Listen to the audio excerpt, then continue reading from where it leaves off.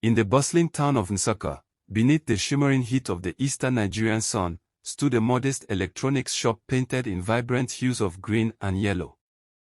The sign above the door read Nwanko's Electronics in bold, hand-painted letters. It was a humble business, but in Nsukka, everyone knew and trusted it. They knew Obinna Nwanko, the man behind the counter, and his reputation for honesty and hard work. Obinna had inherited the shop from his father, who had built it from scratch and passed down not only the business but the values that ran it. Honesty, hard work, respect for the community. These were the foundations of Nwanko's Electronics, and Obinna had embraced them wholeheartedly. Over the years, he had grown the business little by little, making just enough to support his family and keep the shelves stocked with radios, batteries, and other essentials. Life was simple, yet Obinna dreamed of more. His wife, Amoka, a practical woman with a warm smile and watchful eyes, managed their accounts.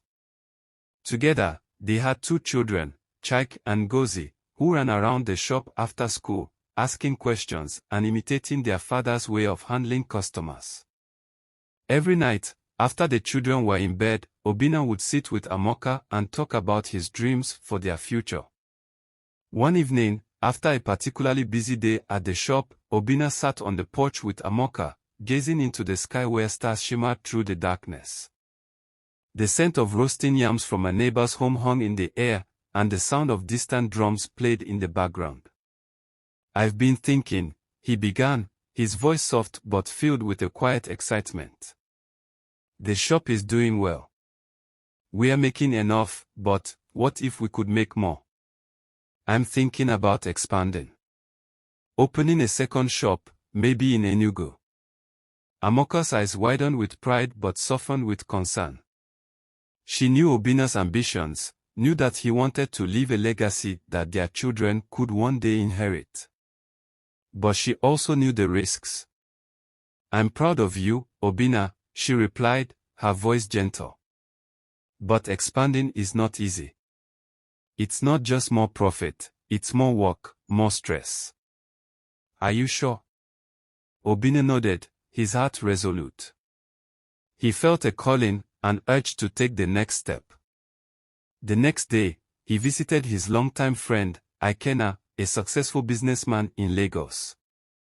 Ikenna had built his own empire in textiles and knew all about the challenges of growth. "Be careful, Obinna," Ikenna warned over a drink. "Prosperity doesn't come without a price. And in our world, success attracts both admiration and envy." But Obinna was undeterred. He applied for a loan, finalized the paperwork, and began making arrangements for the new location. The day he finished the loan process, he returned home feeling a surge of pride. He imagined his business growing, envisioned passing on a legacy to his children. But that night, disaster struck.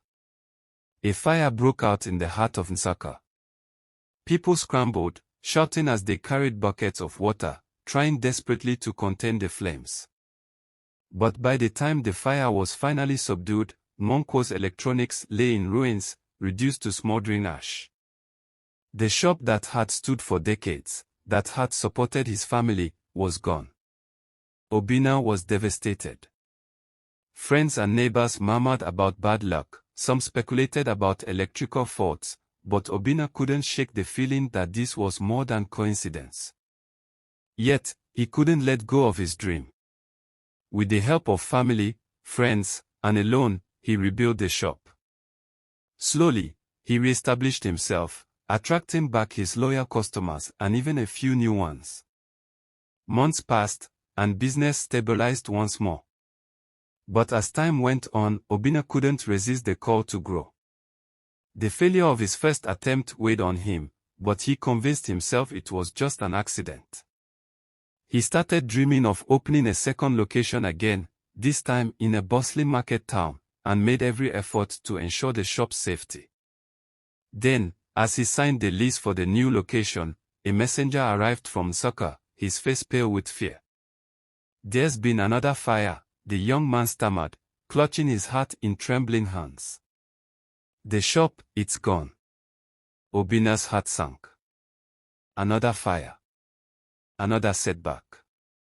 This time, he was certain something beyond bad luck was at play. As he stood in the ashes of his shop, he began to wonder if something supernatural was at work. Desperate for answers, he turned to his wife, who suggested they visit Mama Ikoma, a renowned spiritualist in their town. Mama Ikoma was an elderly woman, known for her wisdom and her connection to the spiritual realm. People often sought her guidance in times of trouble. When Obinna and Amoka arrived, Mama Ikoma was seated on a wooden stool, her thin frame wrapped in a colorful cloth, her eyes half closed in meditation. "You seek answers," she said before Obinna had a chance to speak, her voice raspy but firm. "You want to know why misfortune follows your dreams of expansion?" Obinna nodded, astonished at her insight. She motioned for him to sit. "There are forces at work, forces that don't wish for you to grow beyond what you have. Your ancestors have set boundaries, young man. Boundaries you are pushing against." Obinna's brow furrowed. "But why? Why would they limit me? I only want to give my family a better life, to leave something behind." Mama Ikoma sighed. "Long ago, your great-grandfather made a pact. He vowed that no descendant of his would amass great wealth or expand beyond a modest means. It was a vow meant to protect his lineage from the greed that once destroyed him. Now, whenever you reach for more, the spirits remind you of that vow." Obinna's hands trembled as he absorbed her words. He could hardly believe it. An ancestral vow, a curse, this was not the future he had envisioned. "There is one way," Mama Ikoma continued, her voice softening. "If you wish to honor your ancestors' wishes, you must give back.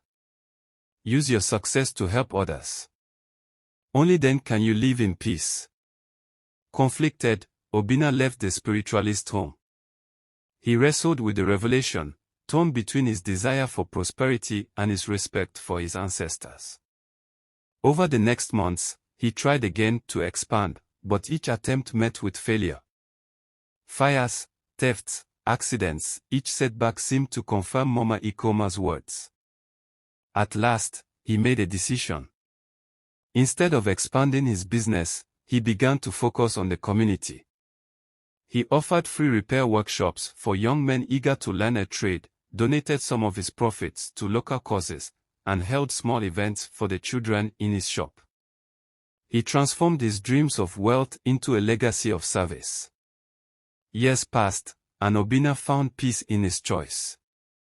His shop remained small, yet it was beloved by all who knew him.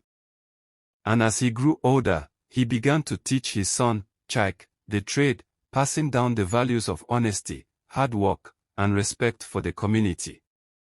When the time came, Obinna handed the shop to Chike, content with the knowledge that he had honored his family's legacy in a different way.